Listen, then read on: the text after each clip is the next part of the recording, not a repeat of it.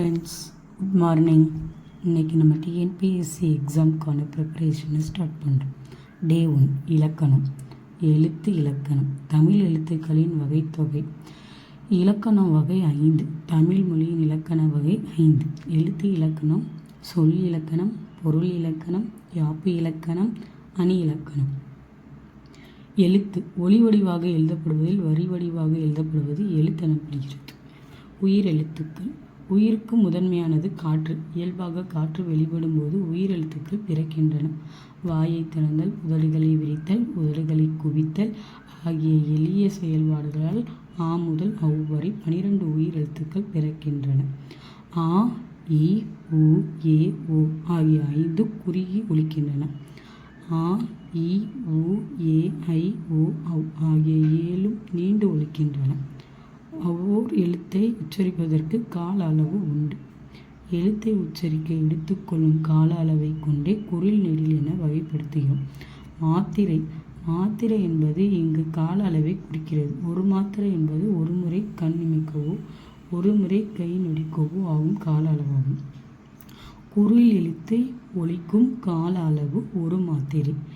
நெடில் எழுத்தை ஒலிக்கும் கால அளவு 2 மாத்திரை. மெய்யெழுத்துக்கள். மெய் என்பது உடம்பு என பொருள்படும். மெய்யெழுத்துக்கள் ஒலிக்க உடல் இயக்கத்தில் பங்கு இன்றியமையாதது.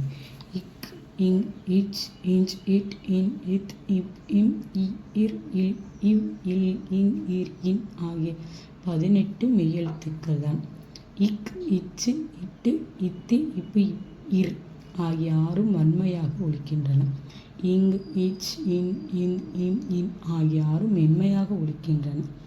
இ, இர், இல், இவ், இல், இல் ஆகிய 6 வன்மையாக இல்லாமலும் மென்மையாகவும் இல்லாமலும் இரண்டிற்கும் இடைப்பட்டு ஒலிக்கின்றன. மெய்யெழுத்துக்கள் ஒலிக்கும் கால அளவு அரை மாத்திரை. உயிர்மெய். மெய்யெழுத்துக்கள் 18உடன் உயிரெழுத்துக்கள் 12 சேர்ந்தால் 216 தோன்றுபவை உயிர்மெய் எழுத்துக்கள். மெய்யுடன் உயிர்க்குறில் சேர்ந்தால் உயிர்மெய் குறில் தோன்றுகிறது. மெய்யுடன் உயிர் நெடில் சேர்ந்தால் உயிர்மெய் நெடில் தோன்றுகின்றது. ஆகவே உயிர்மெய் எழுத்துக்களையும் உயிர்மெய் குறில், உயிர்மெய் நெடில் என இரு வகைப்படுத்தலாம். ஆயுத எழுத்து. தமிழ் மொழியில் உயிர்மெய் எழுத்துக்கள் தவிர தனி எழுத்துக்கள் ஒன்று உள்ளது. அது எனும் ஆயுத எழுத்து ஆகும். ஆயுத எழுத்தை ஒலிக்க ஆகும் கால அளவு அரை மாத்திரை. ஓகே ஃப்ரெண்ட்ஸ், இதை நல்லா ஃபாலோ பண்ணிக்கோங்க. இந்த மாதிரி அடுத்தடுத்த வீடியோக்கும் ஒவ்வொரு தலைப்பையும் விரிவாக சொல்கிறதுக்கு என்னை சப்ஸ்கிரைப் பண்ணிடுங்க. உங்களுக்கு தேவையான டவுட்டை கமெண்ட்டில் கேளுங்க. Okay, bye friends. சப்ஸ்கிரைப் பண்ண மறந்துடாதீங்க.